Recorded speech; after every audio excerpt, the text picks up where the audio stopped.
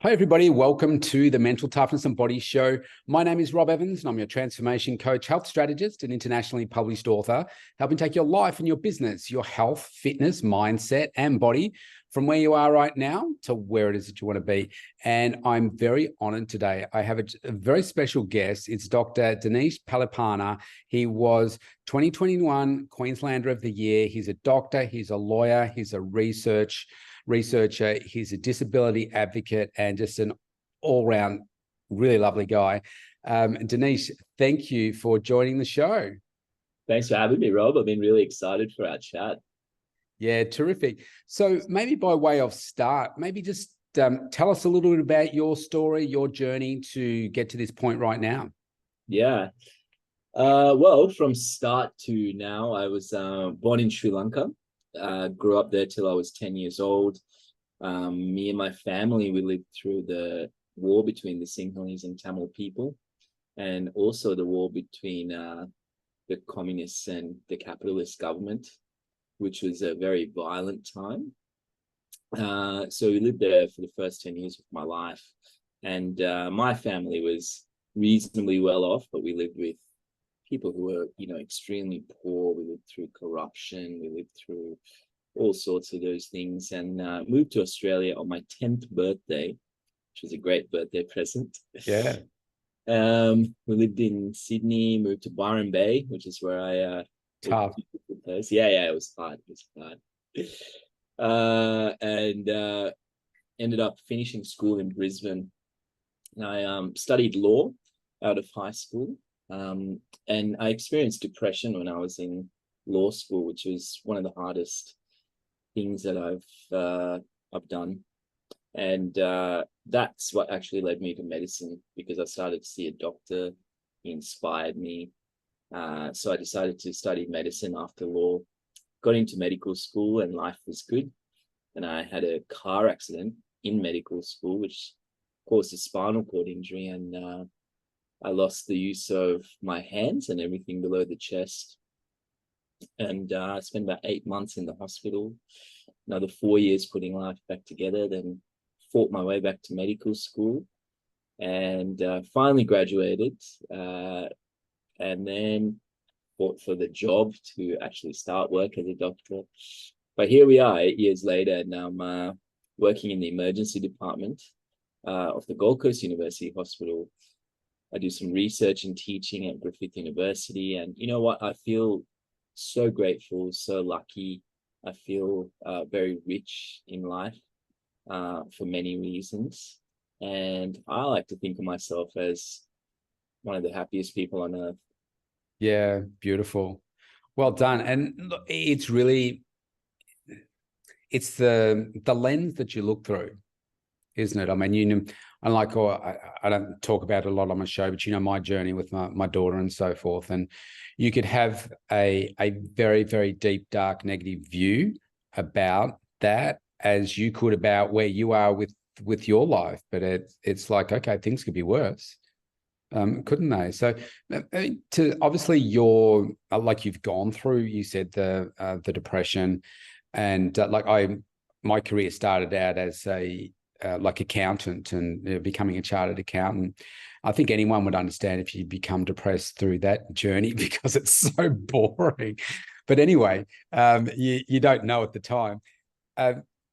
Obviously, you're in ED. I mean, I've spent so much time more time in ED than I want to remember, and you see so many different cases, and there's a lot of mental health issues and so forth that go through there. So maybe from a personal perspective, first of all, what do you think it is that enables you to put on a different set of glasses each day and look through things differently? Oh, that's an excellent question. I think, and I often talk about the why and having purpose. So I think that when I go to work, or when I even have these conversations, and when I'm talking to you today, I feel that those things have a lot of meaning and purpose behind it, and I feel purposeful in doing it. So when I go to work and do the thing in the ED, that's what fundamentally grounds me in that work. And when I'm there, I feel like, okay, this is my why, and this is meaningful to me. And I think that gives a great deal of resilience and strength and the want to better myself at it. So that's one of the biggest things that I go through. But I don't think also that through the day when I do different things, I'm not sure if I change that much as a person, because I think we have to be ourselves, right, when we go through life, whether it be work, home. And one of the things that led me to depression was when I was going further and further for myself.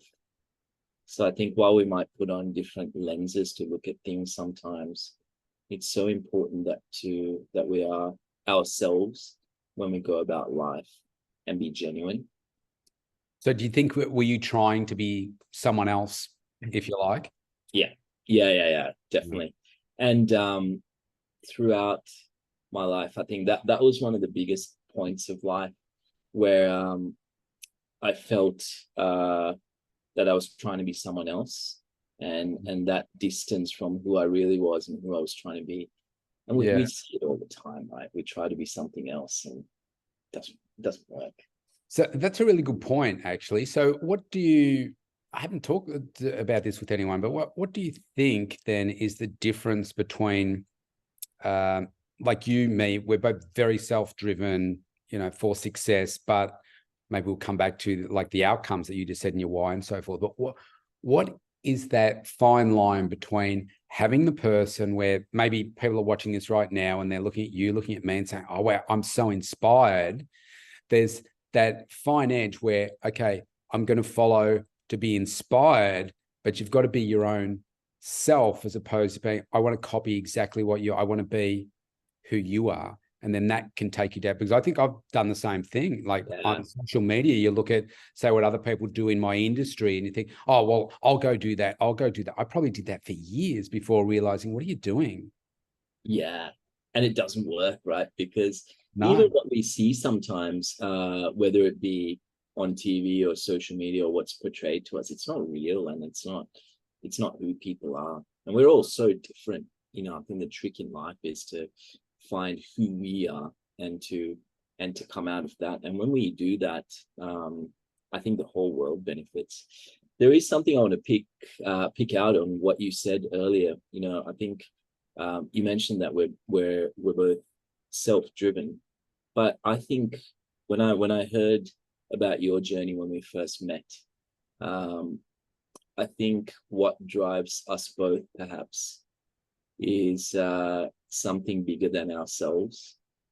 And yeah, absolutely. Yeah. And I think that's very closely aligned with, if I liken this to business and dollars, for instance, let's be blunt and talk about business profitability. When things started to shift for me was I was very focused on making money in the business. And if I stood back and was really honest with myself, I'd say, okay, you're focusing on the number of like the dollars coming to your bank account, your profit and whatever. And yes, you care about your clients, but you've got it the wrong way around. And as soon as I started to say, hang on a second, like my coach says this, you take care of your clients and they will take care of your profits. And when I made that mindset shift, and it's only slight, it's a slight shift to say, hang on a second, what if I can be the better version of me and get the best possible results for these clients? Then the rest will just happen. And that's where I put my focus now. And it's very different. The stuff with Liv, my daughter, then yeah, that's right. I mean, I do some painful stuff there, but I have like my coach sitting on this shoulder, she sits on this shoulder, and my coach says, hang on, this is a passion project. There's no money in this. What are you doing? And Liv says, come on, Dad, we can do a little bit here to help others so they don't have the same experience as me. So it's trying to get that balance. But yeah, you've got to come up with a greater meaning for why things are happening. And yeah, I think it's absolutely right. You're thinking, yeah, the self-driven, but there's another purpose. Yeah. And I love what you said about the looking after your clients and they'll look after you. For me, that's been a thing as well. The first thing was actually discovering myself and figuring out who I was, because that's what depression helped me do. It helped me figure out who I was. And there's this little poem, which I love. It says that my barn having burnt down, I can finally see the moon. And I think sometimes for us to discover ourselves, we have to go through some hardship, and that allows us, that adversity allows us to find ourselves. And then when we find ourselves, when we know what our values and principles are, then we can really start to shine and give back to the world. And there's been an interesting thing, couple of conversations that I've had over the last few years, as I suppose as I've been privileged and gifted with more things. Someone asked me probably about 2 years ago, oh, now that you've got to this point in your life, are you going to stop being a doctor and now you can, do whatever? And I was like, no, because this being a doctor and doing what I love, everything else flows out of it. Just the beginning. Exactly. So I think discovering ourselves, figuring out who we are, and then living genuinely, and then giving back to the world, that's what it's been about for me. Yeah, beautiful. I think the authenticity, we're becoming less and less authentic with, i.e. genuine you, with all the social media stuff. But I would say that for me, in some ways, it's kind of a lifelong journey. Like I'm 55, and I feel like I have not peaked yet. I haven't found my best. I've still got a lot more that I want to do, and the best version of me in coaching clients and doing that kind of stuff is still yet to come. But I think I was probably 45 before I started to discover, my true self. And I think there was a lot for me, I guess, now that you've said it, it's now prompted my thinking. There was probably a lot of me trying to be someone else, where as opposed to, okay, that's telling me that I'm around the wrong people and I need to get better coaching, so that I don't have that mindset and focus on the things that are important. I think a lot of the time I had been looking for, so what should I be doing? Like, what are the right things? Because we're always kind of searching for that. Okay, so what's next? What's next? What's next? So I don't know what your thoughts are on whether you think it's a lifelong journey, because people could be listening to this and saying, oh yeah, but I haven't found mine yet. So they're lucky that they found theirs. I mean, I changed career. I worked for 19 years as a chartered accountant before I started running my own business, and then started to live. But then it was probably another 9 years into that before I, like I say, just started to discover me. And that's okay. Like I didn't start medical school till a bit later. And if we look at, so I had this great opportunity a number of years ago to have a cup of tea with the guy who founded Dilma, the Do Try It. Oh yeah. Yeah. And he's an incredible guy, because apart from tea, which he was passionate about, under the hood, he was doing a lot of charity. And in our conversation, it came up that he actually didn't start the company until he was in his 50s. Yeah, wow. And it's the same with Colonel Sanders. Yeah, 60 something. So I think it's okay to take this journey, and just to be. I think the main thing is, you just mentioned before that hey, the trick was, I need better coaching or something like that, and it's about that. It's having the open mind to know that I'm still developing. It's a lifelong journey. Things will change, but I'm going to go on this journey and I'm going to figure it out. And it's okay if it takes 4, 5 decades, 6 decades, 7 decades. Yes. But that's it. Yeah. Well said. Now, you mentioned it quickly at the start, but I wanted to come back to it because it was about You obviously had your injury, and then it took you 4 years to find yourself and, you know, get back on track, and then finish your medical degree and so forth. And I imagine that there was a heap of barriers. So maybe we can answer those questions in relation to this one. So what led you to be like Queenslander of the Year for 2021? Because I'm sure there's a lot of resilience and work that you were doing in that process to be where you are now today, 2 years later. So I think when we think about things like that, I always think it's about the work and those particular milestones, like Australian of the Year. For me, it's been a reminder to keep going and to do more, and it's been a responsibility to do that. Yes. But there were a lot of barriers, and I guess two things I can mention on that is, one, there were people that said many things about me becoming a doctor and whether it's possible anymore, and whether it's, you know, there's a lot of pessimism about that. But it's our life, right? You, me, our listener, everyone on this planet, we get one shot at this life. And at the end of the day, in 10, 20, 30 years, 40 years, whenever we're going to get to the end of our life, all the people that said no, all the people that said something at this one point in time, chances are they're not going to be around. Like, it's going to be minuscule that one of these people are going to be like, oh, I'm glad you did what I said. Yes. So we're going to be at the end holding the bill for our life. And there is no, I don't think there's anything worse than having a regret. And I thought, what if I get to 80 and I thought, I wish I just, what if? So I didn't want to leave room for regrets, and I kept going. And those barriers, I just thought, I'm going to do everything I can to get through it. And if I try and fail, that's okay. But I'm going to try. Yes. And then going through all those things, I realized, man, like, the world is tough for people with disability for many different reasons. And I just thought, maybe this is my chance to do something for others and to make this, do my bit to make it a better thing for the kids that are coming.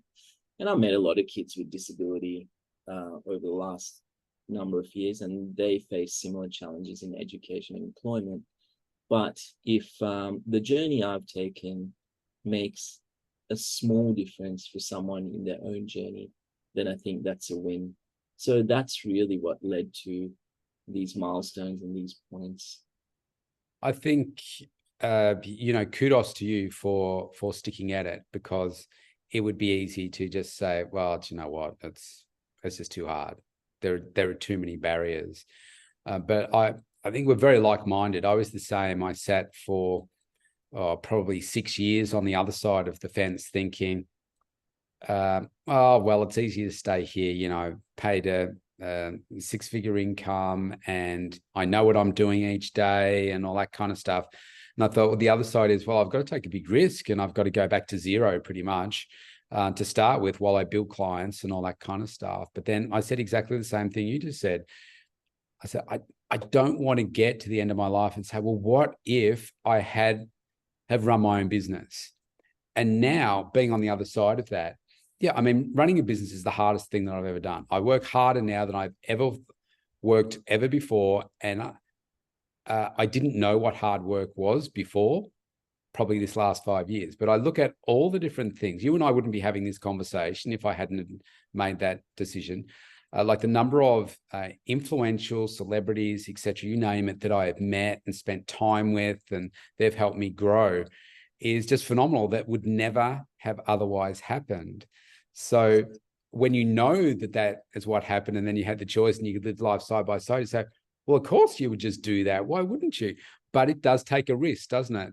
And it's like you said, well, I'm going to try. And if I fail, well, I'd rather do that than fail to try, and just get to the end of my life and say, see, what, you're a spineless little punk. You didn't, you didn't even take a try, didn't even try it. But that's right. It takes courage, and it takes a brave person, and it's risk, right? It's but the greatest risk is not to take risk at all. Yes, And we do like comfort, don't we? We like the safety of a 9 to 5, and that's not. right. That's right. Comfortable being comfortable as opposed to being comfortable being uncomfortable, which is where the growth is. It is. And recently, I was wandering around with my mum in our medical school, which is where I'm joining you from now. And Okay. this is the table that I studied from when I was going through medical school. And those were long days. I used to wake up at like 3 a.m., used to get to bed at about 12 after going to the hospital, being a student, then studying and trying to outperform myself and Yes. everything else. But one of the things that is often not visible about a spinal cord injury is one loses the ability to maintain their body temperature. So in Okay. winter, I used to just keep a hoodie or a blanket over my head and drink hot water to keep going until I could Wow. finish getting through the study at night. But when I was wandering through with my mum recently, I thought, man, it's down to I kind of miss that hardship, because Yeah. when you come out of the end of that and when you see the result, there's a sense of satisfaction that's really hard to match. Yep. And I think when you put yourself through that over and over again, it's almost addictive. I'm glad you said that. On Monday this week, I interviewed Duncan Armstrong. I don't know whether you remember Duncan Armstrong, Olympic gold medalist. And I was speaking to him about the same thing, like the work ethic that they have to have, like the volume of hours to put into training and the eating and all that kind of stuff. I said to him, how hard is it at that stage of retirement? Do you really miss the training because it is so addictive? And he said, yeah, you do. Yes, it's hard, but you miss it, which is one of the reasons that I love what I do, because it is hard and it requires discipline, and most people can't do it. And I love the training that I do, my exercise and all that kind of stuff, because it's difficult to do, but I like the work ethic and the work volume that is required in order to get the results. So I can relate exactly to what it is that you're saying. And that feeling that moment or the period when you get that result, when you get to the other end, it's bliss, right? And Yeah, that's right. So you yeah. want to keep going. But I think also enjoy the process. And yeah, it's just funny how I think I kind of miss some of those hardships. Yes. Yeah. Yeah. I get you. I know you and I, when we met in person at the conference, we spoke about a couple of things. And one was, well, on stage actually, which was about, trying to keep like kids in the conversation we were having, keeping kids out of hospital and so forth. Mm. What do you think the biggest challenge that doctors in ED hospitals are facing right now that makes it so difficult? For I think the two main things philosophically, from my perspective, and it could be different when my colleagues or other people look into it. One is keeping grounded with that sense of purpose, because fundamentally, I would hope that we get into medicine to be humanitarians, Yep. to help other people. Someone once said when we were talking about selections for medical school and the interview, the answer that some students give is, I want to help people. And then they're like, oh, that's such a generic answer. But I'm like, that is the right answer. It's got to be why we're here. But there are all these different pressures through the system, Yep. external pressures that move people away from their purpose, because it'll be about, whether we have enough beds or whether there's ambulance ramping or whether there are other things. So I think that disconnects us from our sense of purpose, and it's important to stay grounded from that, because Yeah. fundamentally you need to be good at your craft, Yes. and to be focusing on that meaning behind it. Otherwise, everything's going to fall apart. Secondly, it's leading on from that is when there are so many other external factors that are distracting and are not necessarily conducive to the work or what we're doing. When there is pressure, I think it can lead to a breakdown of resilience. So I think we have to continue to focus on what we can control rather than what we can't control, because we can't control how many ambulances are coming in, how many Yes. patients are there, all that kind of stuff. Yes. What we can control is what we do for the patient in front of us, and what we do with our craft. So I think if we can think about those two things, I feel that well, that's what keeps me going. Yes. Yeah, I think that there's some really great points. I mean, my observations are that yeah, very similar to that. I think the system is overworked. You just get the impression that doctors are under so much pressure. They're pulled from pillar to post. And I think because of those, I don't know, I suppose external factors, as you say, I think people forget that there's a human involved that really needs your attention. And I think there's certainly in the eating disorder space, there's kind of a one glove fits all kind of thing. And it's like, well, this is the system that we have. You must do these things, even if you don't. And they don't say, even though you don't fit it, we're going to put you through this system. And there just needs to be a little bit more compassion and understanding, and probably just a little bit more time to understand the person, as opposed to talking at the person, if that makes sense. And we have to be more person-centered with something so intricate and sensitive like eating disorders, right? I mean, it's a human being with a whole world around them that is going through something so difficult, and you definitely cannot take a one-size-fits-all approach. Yes, yes. I mean, we could get into a whole conversation around eating disorders and the mental health side and that kind of stuff, but let's not go down that rabbit warren. Maybe we'll have another one on that. I wanted to ask you, what would you say is the most important thing to you right now?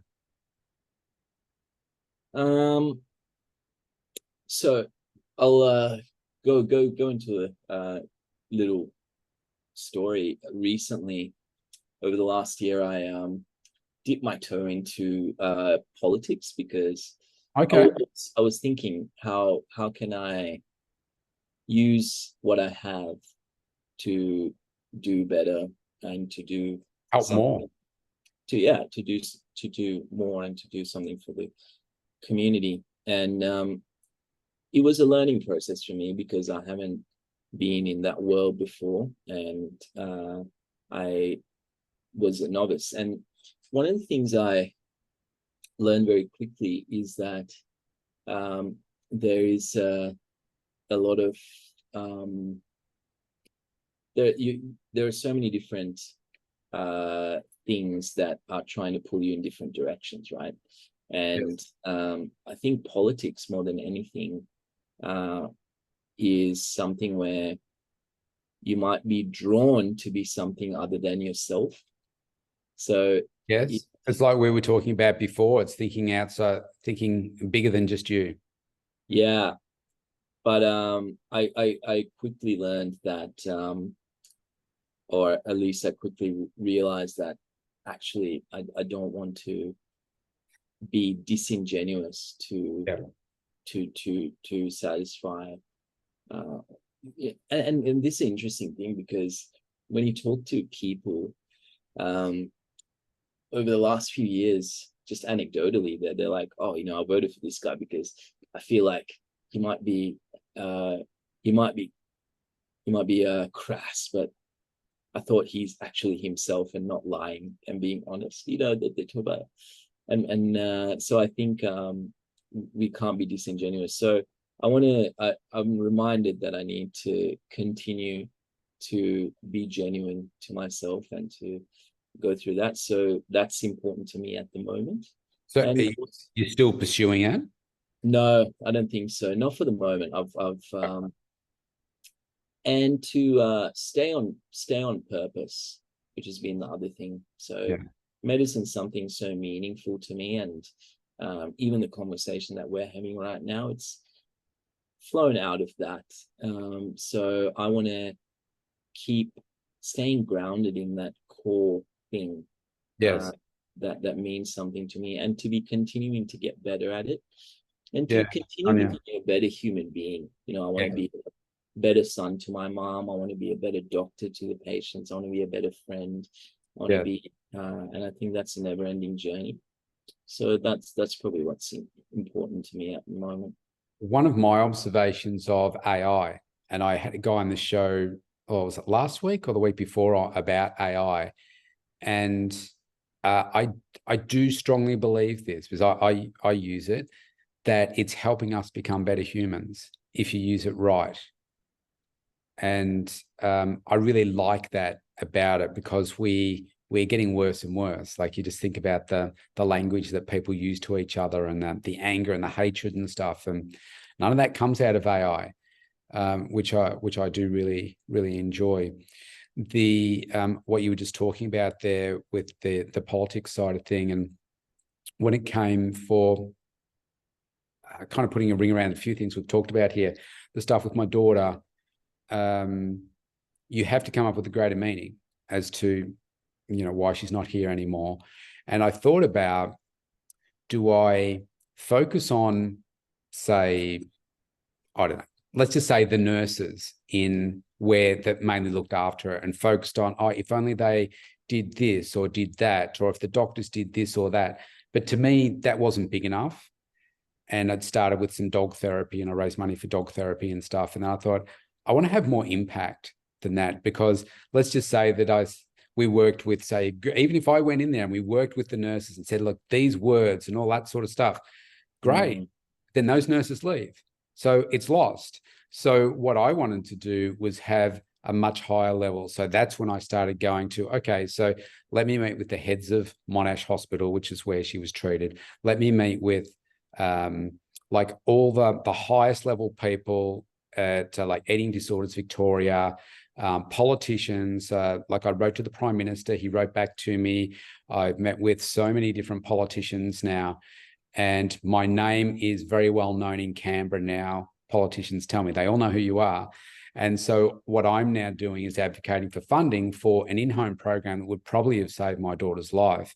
But I feel like that was my decision to do that, rather than, I could have done nothing, because it hasn't sped up the healing process. But I feel like there needs to be more work done here, so that no one else has a child lost like Liv to this. And it just feels right, but it has to be at a high level for me. So I'm still working on it. I think we've got to have about $50 million of funding approved because of Liv, but we need more. Yeah. And that's something big, right? That's something that's going to change lives, save lives. And that's something I do think it's got an expiration date for me, though, because I don't think it's great for me to stay in this space forever. But I also know that it's a journey, and you don't know till you get to the next point to know whether that is the right thing or not. Do you know what I mean? It's like, how far do I go? I want to raise the funding and then say, I reevaluate and say, all right, do I need to step away now, or do I need to step in? Because so many people are coming to me for things in this space and wanting me to do things in this space. And it's like, oh, do I want to do that, or do I not want to do that? It's tricky, but it's life's journey, right? Like, you don't know whether you might be the next Prime Minister or down the track. You don't know. But right now, you've just parked it to one side. Yeah, and I think it's organic. One of the things, sometimes I think we contain ourselves too much in a plan or a formula, which doesn't allow us to grow like life. Maybe it might offer us opportunities that we might be blind to if we're not malleable enough to be open. Yes. And also, I grew up in a country that had a very large Buddhist population. So I was raised both learning Buddhist and Catholic faiths. But in Buddhism, one of the things they say is everything is transient and nothing is permanent. So that was right. Yeah, well done. Two more questions for you. It's the question sounds bad, but I'm sure it's got a good ending.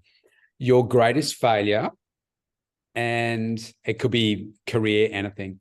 A greatest failure and what you learned from it. Oh, I love that question because it's not a bad question at all. Failure is great. Failure is Great what, teacher. yeah, it's what I think the way we frame failure as a society needs to be rethought. And actually, there's a book by, I think her name was, the last name Schultz, I think, but it's called On Being Wrong. And the whole book is about why being wrong is a great thing sometimes, or most of the time. Yes. But my greatest failure would be, it's hard because I think everything that I have gone through has been a huge learning experience, and I've embraced it. You know, like we could say that maybe choosing law school was a failure. You know, I failed a couple of subjects really early on. And when I was going through depression, you could say that was a failure, but was it really? Because Took then you to the next point. led me to where I am today. So no, I think I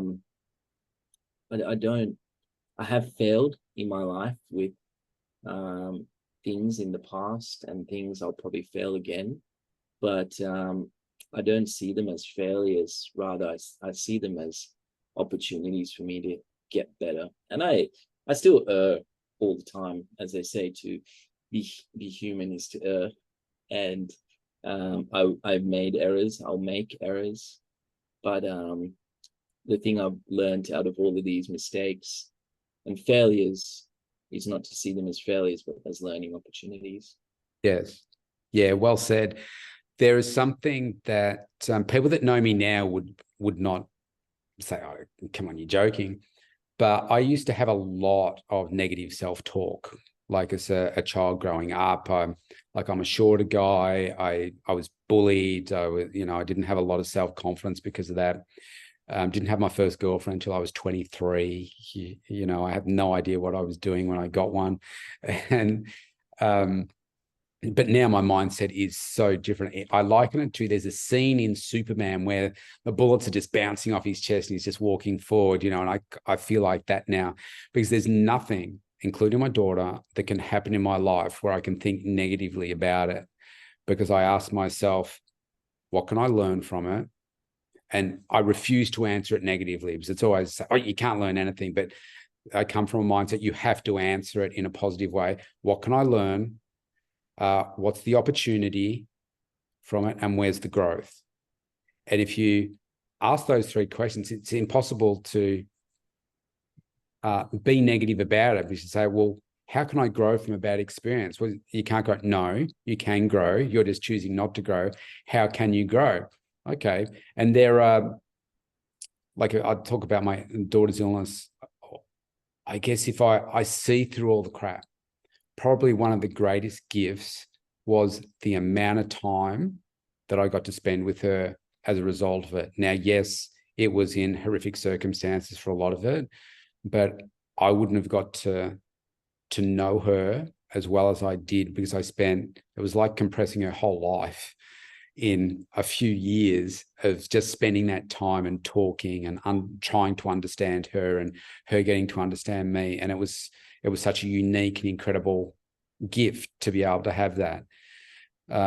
Of course, I wish she was still here so we could continue that, but it was a gift in being able to have that experience. So I think you're right. We're always growing, we're always learning, we're always going to that next point, aren't we?